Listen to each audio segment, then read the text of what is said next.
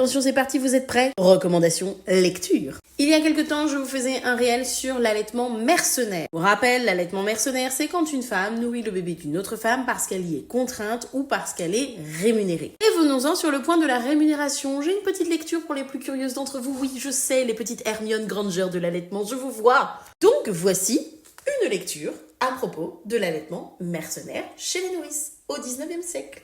Ça s'appelle Au sein de Paris et c'est écrit par un romancier historicien qui s'appelle Christian de la Hubaudière. Le pitch, je vous la fais courte. En gros, on va suivre Marguerite, qui est donc une nourrice du 18e, dans l'évolution de son métier et dans ce qu'était ce métier à cette époque-là. On suit pour ça la route de Normandie, la fameuse route empruntée par les nourrices de la Normandie jusqu'à la grande ville, donc Paris, pour aller chercher des bébés qu'elles allaient ensuite allaiter et pour lesquels elles allaient être payées.